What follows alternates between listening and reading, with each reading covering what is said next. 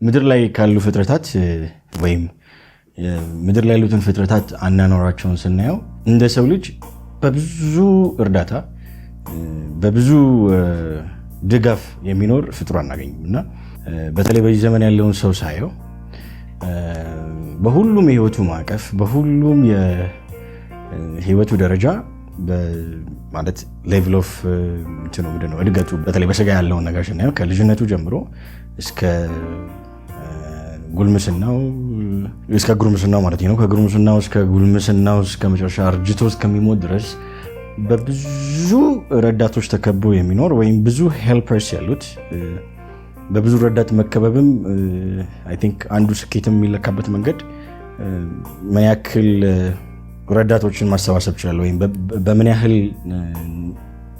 ቁስም ይሁኑ የሰውም ረዳት ይሁን ቴክኖሎጂም ይሁን በምን ያክል ረዳቶች ተከበራ ራስን ትኖራለህ ነውና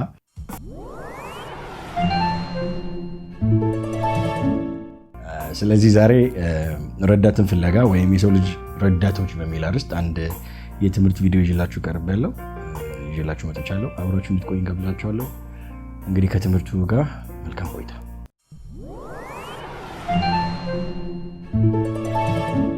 የሰው ልጅ ከልጅነቱ ከመወለዱ ጀምሮ በብዙ ረዳቶች ተከቦ ያገኘዋል ላይፉን ማለት ነው። እንግዲህ ይህን ነገር በአንጻራዊነት ለማየት አንድ ሚዳቋ ከተወለደች ወይም ምንድነው እናቷ ከተገላገለቻት በኋላ በእግሯ ለመቆም አይ ቲንክ 40 ደቂቃ አይደለ በሰዓታት ውስጥ ብቻ በቀናት ሳይሆን በሰዓታት ውስጥ በእግሯ ትቆማለች። ጡት መጥባት ትጀምራለች። በሰዓታት ውስጥ ሚዳቋነትን ትከላከላለች ማለት ነው።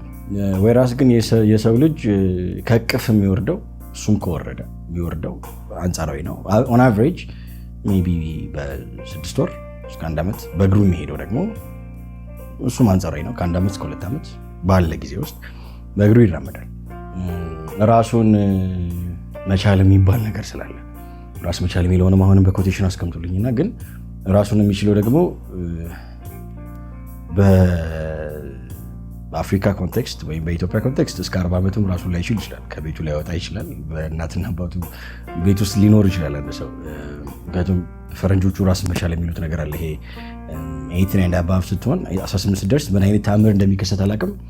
አይ ቲንክ ለሁሉም አይነት ሪስፖንሲቢሊቲ ብቁ ትሆናለህ። ራስን ትችላለህ ማለት እሱ ነው። ሪስፖንሲቢሊቲን ትሸከማለህ፣ ራስን ታወጣለህ፣ ራስን ታስገባለህ፣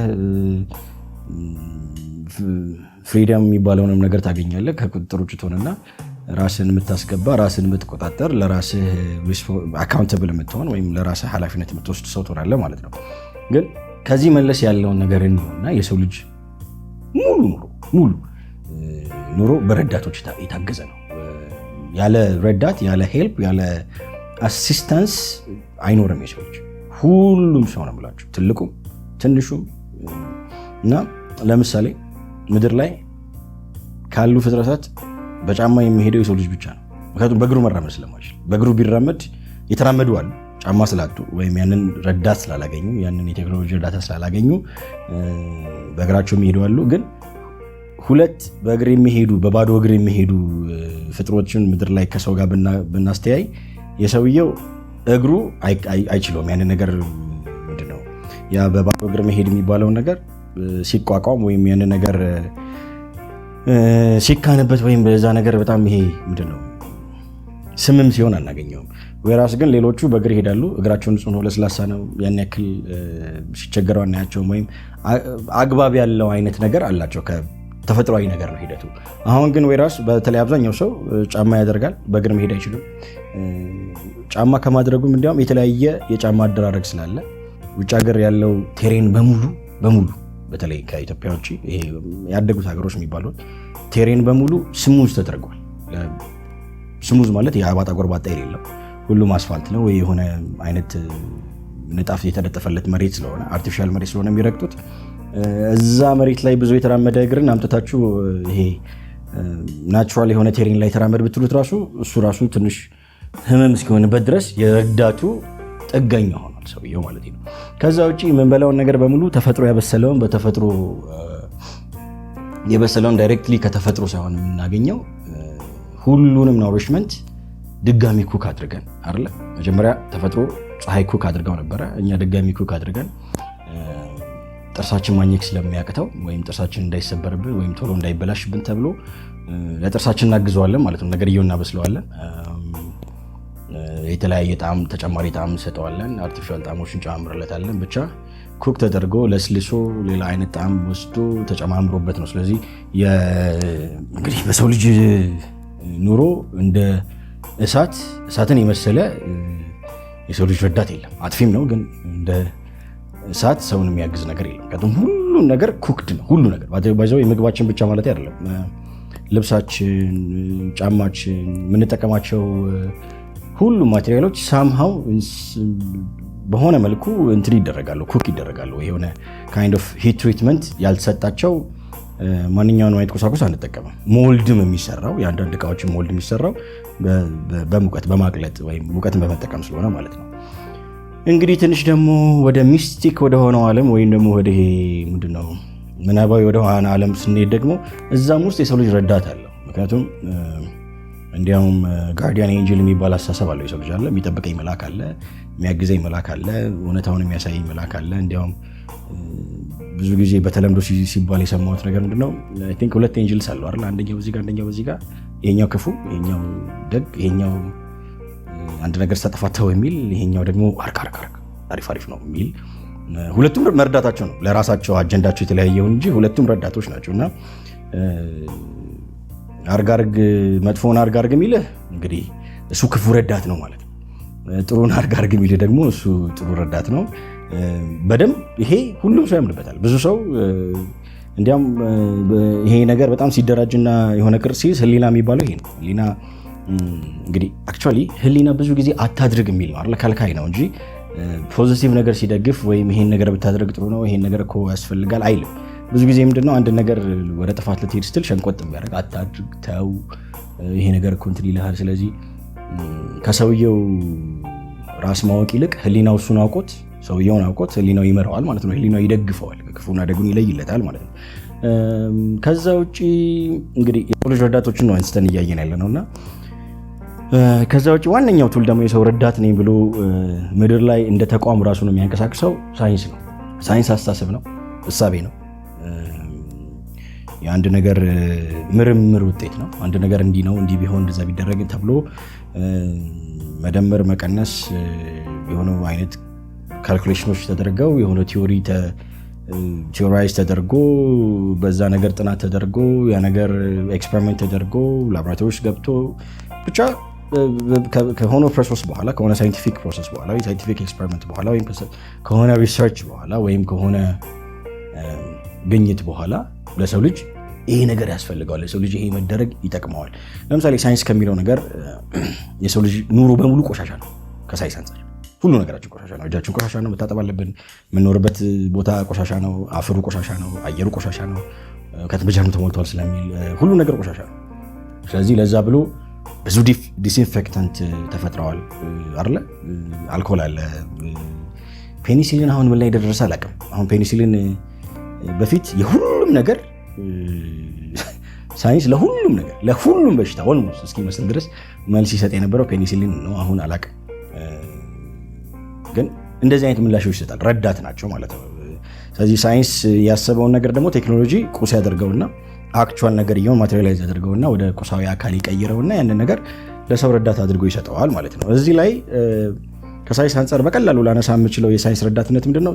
ጤና ላይ ነው። ጤና ላይ ለምሳሌ በእኛ ሀገር እንኳን ተጨባጭ ሁኔታ ከመጣን ኢትዮጵያ ውስጥ ከቅርብ ጊዜ ወዲህ የጤና ኤክስቴንሽን ፓኬጅ የሚባል ነገር አለና በየሁሉም ቦታ መዳረስ አለበት፣ የሁሉም ዜጋ መብት ነው ተብሎ ሁሉም ዜጋ ሊያገኘው የሚገባ ፕሪቪሌጅ ነው ተብሎ እንግዲህ ወደ ሪሞት ወደሆኑ ኤሪያዎች ሪሞት ወደሆኑ የኢትዮጵያ ክፍሎች ይሄ ነገር ተዳርሷልና ወደነ ምንድነው ወደ ሶርማ እዚህ አካባቢ ያሉ ሰዎች አለ አይደል? ይሄ በተለይ በዘላንነት የሚኖሩ ማህበረሰባቸው እንደዛ አይነት ወደሆኑ አካባቢ ሲደርስ በተለይ በወሊድ አካባቢ ወይም ይሄ ስነ ተዋልዶ ላይ የተሰራው ጤና ፓኬጅ እንግዲህ ሰዎቹ እስካሁን ድረስ ተራብተው ወልደው ተዋልደው ራሳቸው ስነ ተዋልዶን አካሂደው ነበረ የመጡት። ግን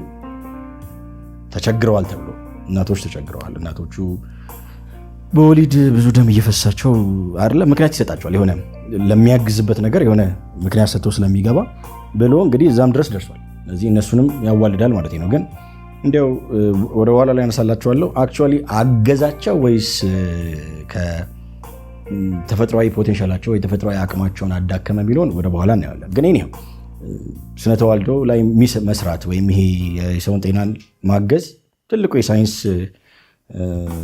እገዛ ነው ማለት እንችላለን። ከቴክኖሎጂ ደግሞ ይሄ ቴክኖሎጂ ማጓጓዝን፣ ኮሚኒኬሽንን፣ ኢንተርቴንመንት ላይ ይሰራል፣ ሙዚቃው ላይ ይሰራል። ቴክኖሎጂ ማይጋበት ነገር ሳይንስ ማይጋበት ነገር ስለሌለ ማለት ነው እና ስለ አካባቢ ያለውንም ግንዛቤ ይሰጠዋል። ስለዚህ ሳይንስም ትልቅ የሰው ረዳት ነው። እርዳታውንም ማቴሪያላይዝ ያደረገው ቴክኖሎጂ ይሆናል ማለት ነው። እንግዲህ እንዲህ እያለን ስንሄድ የሰው ልጅ እሱ በራሱ ከሚያደርገው ማድረግ ይልቅ እሱ በራሱ ከሚያደርገው እንቅስቃሴ ይልቅ በተፈጥሮ ካለው መሆኑ ይልቅ አብዛኞቹ እንቅስቃሴዎቹ፣ አብዛኞቹ አካሄዱ፣ አብዛኞቹ ኑሮ በአንካሴ የመኖር ያክል በረዳቶች የተከበበ ረዳቶች አሁን ረዳትነታቸው ቀርቶ እነሱ ቤዚክ ኔሴሲቲ ረዳት ማለት እኮ በሆነ ጎድሎ እዛ ነገር ላይ አዳፕት የሚያደርግ ወይም የሆነ ነገር እገዛ የሚሰጥ እንጂ ዋና አይደለም። ግን አሁን እነዛ ረዳት ሆነው የጀመሩት ነገሮች አሁን ዋና ሆነዋል፣ ዋና ኔሴሲቲ ሆነዋል፣ ራሳቸው መኖር ጀምረዋል። ፎርዛት ማተር ረዳትነት የሚባለው ሲጀምር ለእኔ ያሳቀኝ አንድ ነገር ሲጀምር የጀመረው ሴቷን ረዳት አድርጎ ስለሆነ በጣም ይገርመኛል። ምክንያቱም እንግዲህ ምድር ላይ ያለው የአፈጣጠር የወንድና የሴት አፈጣጠር የሰው አፈጣጠር ትርክት ላይ ወንዱ መጀመሪያ ተፈጠረና ወንዱ የሰው ልጅ ማለት ነው ተፈጠረና ከዛ በኋላ እንግዲህ አዳም ነው አይደል ስሙ። አዳም ሲኖር ሌሎች ከተፈጠሩ ፍጥረታት ጋር ወንድና ሴት ሆነው ከተፈጠሩ ፍጥረታት ጋር ሲኖር ቆየና ግን ለሱ እንደሱ የሚሆንለት ረዳት ማለት ምንድነው? የሚያጫውተው፣ የሚያዳበረው፣ አብሮት ክንዋኔዎች ላይ አብሮት የሚሆን አይደል? አንድ ነገር ሲያደርግ እንኳን የሚመለከት ራሱ እኮ ረዳት ነው አይደል? አንዳንዴ እኮ ረዳት ማለት አንተ የሆነ ነገር እንቅስቃሴ ያደረግና እንቅስቃሴን የሚያይልህ የሚመለከትልህ አድራጎትህን የሚስቅልህም ረዳት ነው አይደል? እና እንደዛ አጫዋች ሲያጣ ወይም ረዳት ሲያጣ ረዳት ሆነው ዘንድ ሔዋን ፈጠረችለት የሚል በጣም የሳተም ስህተትም የሆነ ትርክት አለ ምድር ላይ እና ባይዘው ሰው እንደዛ ነው የተፈጠረው። ሰው ሲፈጠር መጀመሪያ ወንድና ሴት ሆኖ የተፈጠረው። ልክ ሌሎቹ ፍጥረታት ወንድና ሴት ሆኖ መፈጠር ከመራባት ጋር የተያያዘ ስለሆነ ወንድና ሴት ሆኖ የተፈጠሩት። ስለዚህ ግን ረዳት የሚባለው ነገር ይሄ ረዳት ያስፈልገዋል ሰው ተብሎ የሚባለው ሐሳቤ ከዛ እንኳን ካፈጣጠር ጀምሮ እንኳን የመጣ ግንዛቤ ነው ማለት ነውና አንዱ የሰው ልጅ በራሱ እንዳይቆም በራሱ ላይ በራሱ መሆን ከነገሮች ጋር እንዳይገናኝ የሚከለክሉት እነዚህ ረዳቶች ናቸው። ስለዚህ በረዳቶች ስለሆነ ከነገሮች ጋር የሚገናኘው ለምሳሌ ከምድር ጋር ዳይሬክትሊ በእግራችን ከመገናኘት በጫማ ስለሆነ የምንገናኘው፣ ከአትሞስፌሩ ጋር ከኔቸር ጋር የምንገናኘው በልብስ ስለሆነ፣ ምንበላው ነገር በሆነ ፕሮሰስ አልፎ የሚመጣ ምግብ ስለሆነ፣ ፈጣሪ እንኳን ራሱ ማለት ነው በመጽሐፍ ተደብቆ ከመጽሐፍ ጀርባ ሆኖ በሆነ ረዳት ስለሆነ እኛ ጋር ይመጣው ዳይሬክትሊ ስለማናገኘው እነዚህ ረዳቶች የሚባሉ ለእኔ ከረዳትነት አልፈው ረዳት ሳይሆኑ ጭራሽ ማለት ነው ረዳት አይደሉም። አንደኛ ኔሴሲቲ ሆነዋል። ኔሴሲቲ ማለት ራሳቸው ፍላጎት ሆነዋል፣ ራሳቸው ጉዳይ ሆነዋል፣ ራሳቸው የዛ ሰው ጥያቄ ሆነዋል። ራሳቸው ረዳት መሆናቸው ይቅርና ግን ከዛም ባለፈ ግን ሰውየው ካለነሱ ዳይሬክትሊ ወደሚፈልገው ነገር ወደ መሆኑ እንዳይሄድ አሁን ጋሬጣዎች ናቸው ማለት ነው። አሁን የሰው ልጅ ረዳት ያስፈልገዋል፣ የምር ያስፈልገዋል። አሁን ስላለው የሰው ልጅ ስለሚመለከተኝ አሁን ያለው የሰው ልጅ የሚያስፈልገው ረዳት አእምሮ ሰከን እንዲል፣ ስሜቱ ረገብ እንዲል እረፍት ያስፈልገዋል። ያረፈ አእምሮ ከሀሳብ ያረፈ ከስሜት መቅበዝበዝ የተረጋጋ ስሜት ያስፈልገዋል። ለዚህ ደግሞ እረፍት የሚባል ተፈጥሯዊ የሆነ ፍጡር የሆነ ረዳት ያስፈልገዋል። የሚገኝ ማለት ሲያሳርፈህ የሚያሳውቅ ማለት ነው። ልክ እንደዛ አይነት እረፍት ያስፈልገዋል። ልክ እንደዛው ደግሞ ምድር ላይ የሰው ልጅ በስጋው እንደሚጠቃ ሁሉ በአእምሮም ስለሚጠቃ በስሜቱም ስለሚጠቃ በአእምሮ ያለውን ጥቃት በስሜት ያለውን ጥቃት ደግሞ የሚከላከልበትም ረዳት በጣም ጋሻ የሆነች ረዳት ሰላም የምትባል አእምሮን የምታልፍ ስሜትን ሁሉ የምትሸፍን የስሜትን ሁሉ ጠቅላላ መያዝ የምትችል ኃይለኛ የሆነች ሰላም የምትባል ማንነቷ ሰላም የሆነ ረዳት ታስፈልገዋለች ማለት ነው። ስለዚህ ሰላም ያገኘ ስሜት፣ ሰላም ያገኘ አእምሮ፣ እረፍት ያለው አእምሮ፣ የተረጋጋ ስሜት፣ እዛ ላይ ደግሞ በነፃ የሆነ ደስታ። ምክንያቱም ይኸውላችሁ ሁሉም ምድር ላይ ያሉ ረዳቶች አንዱ ተንኮላቸው ምንድነው? ሁሉም አንዱ ስብከታቸው ደስታን እንሰጣለን። ከቱም የሰው ደስታ ፍላጎት አለው፣ ደስታ የማግኘት ምኞት አለው። ያን ደስታ ፍለጋ ነው እንግዲህ ከነዚህ ጋር የሚጣበቀው ወይም የነዚህ ባሪያ ወይም የነዚህ መጫወቻ የሆነው ማለት የነዚህ ረዳቶች። ስለዚህ በነፃ የሆነ ከምንም ጋር ያልተገናኘ ከሱ ጥሩነትም መጥፎነትም ጋር የሱ እንደዛም እንደዚህ መሆን ጋር ያልተገናኘ በነፃ እንዲያውም ደስታን ስታገኝ የመጀመሪያ ስሜት ይሄ እኔ የምላችሁን ደስታ ስታገኙ የመጀመሪያው ስሜት ምንድን ነው? ነፃነት ነው። ነፃነት ማለት እንዴት ነው?